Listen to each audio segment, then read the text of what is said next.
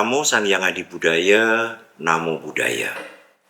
Sahabat Sadhu, berjumpa kembali dengan Romo Upasaka Pandita Krishna dari Bandar Lampung dalam sharing Dhamma universal atau yang sering disebut dengan kata sadhu, sharing Dhamma universal. Pada kesempatan ini saya akan berbagi pengertian tentang Dhamma, ajaran Guru Agung. Berbagi pengertian, bukan menggurui. Untuk itu bersama-sama coba kita akan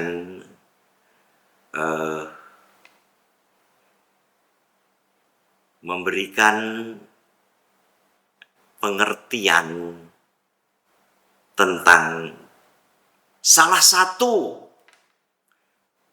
di antara 38 syair bab berkah utama atau dalam bahasa Parita sering disebut dengan Manggala Sutta. Di dalam Parita Manggala Sutta berbicara tentang berkah. Ada syair yang berbunyi Pati rupa di sawasoca pubeca kata punyata ata sama panindica etam manggala mutama. Yang memiliki arti pati rupa desa wasoca, hidup di tempat yang sesuai. Jadi simpel, ternyata Guru Buddha mengatakan kalau Anda bisa hidup di tempat yang sesuai, itu juga merupakan berkah utama. Ternyata pengertian tentang hidup di tempat yang sesuai. Manusia pada dasarnya memiliki sifat karakter yang serba kurang atau memiliki dasar keserakahan. Kemudian ada satu syair hidup di tempat yang sesuai. Kita tahu kecenderungan manusia bahwa tinggal di tempat ini, wah tidak sesuai. Yang berlebihan sudah ditinggal di real estate yang cukup representatif, kemudian ada pengembang baru membangun di satu kawasan yang cukup lebih representatif dari tempat yang ditempati, pengen ke sana. Jadi pada dasarnya adalah hidup di tempat yang sesuai, kita tidak akan menemukan tempat yang betul-betul sesuai untuk kita. Selain kita harus bisa menyesuaikan diri di tempat di mana kita tinggal. Ya mungkin bagi yang berkecukupan bisa saja mengejar impiannya. Tetapi bagi orang yang tidak memiliki kemampuan, ya harus bisa menyesuaikan diri dengan tempat, bukan berpasrah, bukan. Tetapi menyesuaikan diri dengan tempat di mana tinggal, lingkungan, dan karakter tetangga-tetangga kita, ya kita yang harus bisa menyesuaikan diri.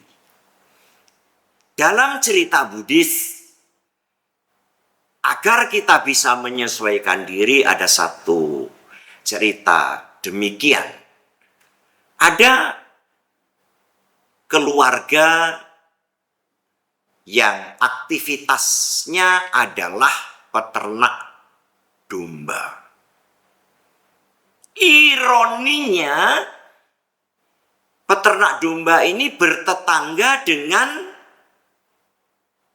satu keluarga yang memiliki aktivitas berburu. Nah,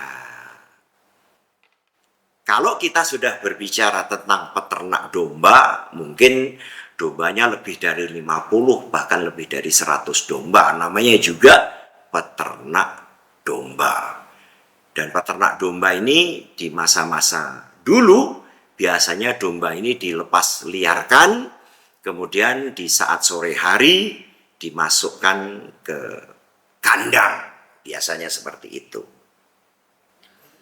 Karena peternak domba ini bertetangga dengan tetangga yang aktivitasnya berburu, kalau sudah berbicara kegiatannya berburu atau pekerjaannya berburu, maka anjingnya juga lebih dari 5 atau 10 anjing untuk bisa diajak berburu.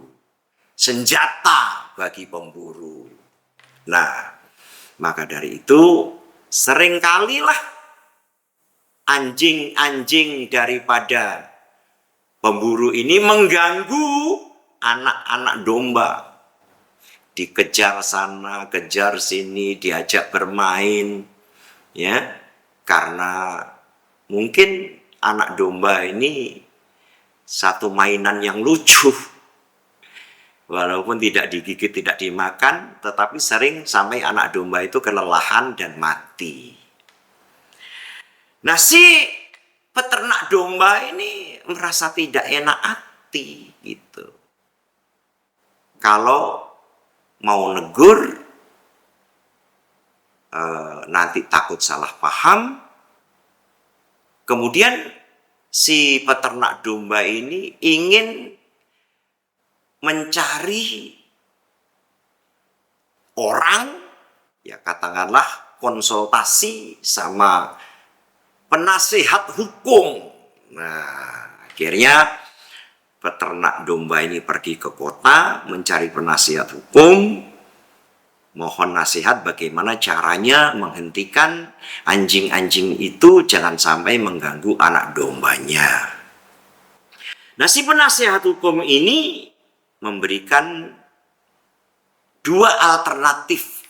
Yang pertama, bisa saja memasukkan si pemburu ini ke dalam penjara. Karena dia tidak bisa mengurus anjingnya dengan baik. Sehingga anjingnya begitu liar dan mengganggu anak domba sampai anak dombanya banyak yang mati. Tapi penasihat hukum ini juga memberikan pandangan bahwa kalau saya masukkan si pemburu ini ke penjara, maka resikonya kamu akan kehilangan tetangga satu. Atau kamu akan kehilangan kawan satu. Terus langkah bijaknya bagaimana? Si penasihat hukum itu membisikkan sesuatu kepada peternak domba. Setelah mendapatkan jawaban, peternak domba itu pulang. Dan ternyata yang dibisikkan oleh penasihat hukum tadi, si peternak domba ini disuruh mengambil 2 atau 3 anak dombanya, berikanlah kepada anak yang usianya 8 atau 9 tahun itu, anak dari seorang pemburu. Betul. Dan sampai rumah, ditangkaplah 2 atau 3 anak domba yang masih 3-4 bulan, masih lucu-lucunya, masih gemuk-gemuknya, bulunya masih tebal-tebalnya, itu dikasihkan kepada anak pemburu tadi. Dan anak pemburu itu senang banget. Dikasih 3 anak domba, gemuk-gemuk, lucu-lucu, dengan bulu yang putih, senang sekali. Dan setelah diberi itu, anjing-anjing daripada pemburu tadi, setiap mau mengganggu anak domba yang diberikan oleh peternak kepada anak pemburu tadi, anjingnya selalu dipukul, anjingnya selalu diusir. Bahkan agar anak domba ini bisa tenang, menjadi kesayangan anak pemburu, anjing-anjingnya itu dibikinkan kandang yang begitu rapat, sehingga anak-anak anjing itu tidak mengganggu anak domba yang dimiliki anak pemburu, dan sekaligus anjing-anjing itu tentu tidak mengganggu lagi anak-anak domba yang dimiliki oleh peternak domba. Artinya, saudaraku,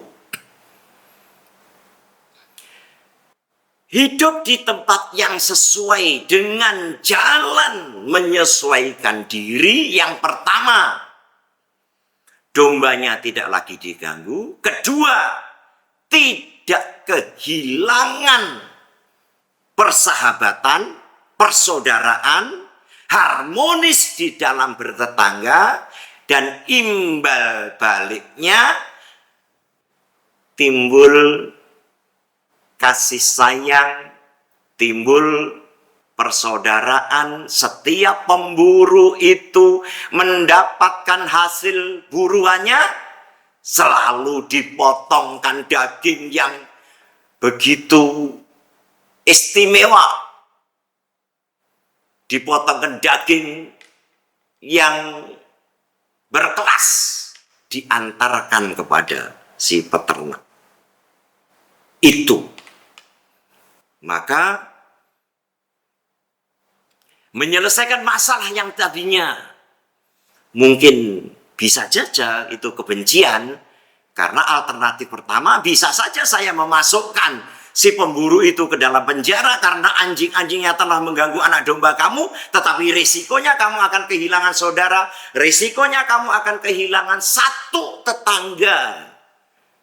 Nah, maka dari itu si penasihat hukum dengan langkah bijaknya memberikan solusi yang sangat tidak kita pikirkan, namun memberikan solusi yang sangat indah.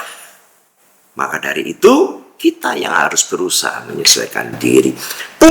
Becak kata punyata artinya adalah memiliki simpanan karma baik di masa lalu, itulah berkah utama. Saudaraku, di dalam kehidupan ini beberapa perbuatan yang telah kita lakukan bisa mempengaruhi, bisa memberikan corak kehidupan terhadap kehidupan kita yang sekarang.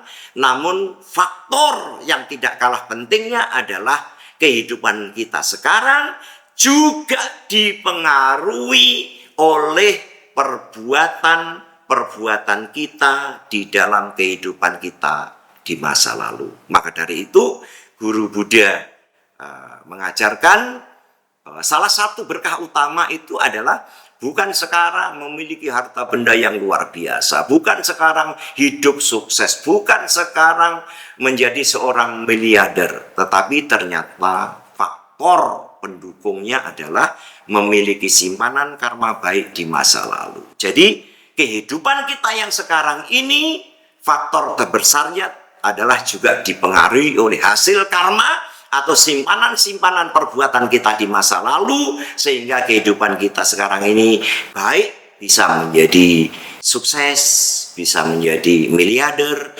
atau bahkan menjadi hina, menjadi kekurangan. Itu juga dipengaruhi oleh faktor-faktor atau buah karma dari kehidupan kita di masa lalu. Menuntun diri, mengarahkan batin secara benar, artinya adalah menuntun diri kepada ajaran-ajaran benar, belajar dhamma agar memberikan manfaat terhadap kehidupan kita. Karena indikasi daripada rajinnya Anda beribadah, rajinnya Anda mendengarkan dhamma, itu adalah membawa perubahan kehidupan Anda yang tadinya kurang baik menjadi baik, yang tadinya baik menjadi lebih baik. Itulah manfaat daripada menuntun diri, mengarahkan batin secara benar. Bisa mempengaruhi kehidupan kita yang tadinya jahat menjadi baik. Yang tadinya sudah baik menjadi lebih baik lagi. Inilah penggalan tentang berkah utama. Yang pertama tadi adalah hidup di tempat sesuai. Yang kedua, memiliki simpanan karma baik di masa lalu. Yang ketiga, menuntun diri mengarahkan batin secara benar. Itulah berkah utama. Sedikit di antara 38 bab berkah utama, waktu yang terbatas, semoga berkah utama yang lain bisa kita sampaikan di episode berikutnya. Semoga bermanfaat, semoga semua makhluk hidup berbahagia. Namo Sang Hyang Adi Budaya, Namo Buddhaya. Terima kasih.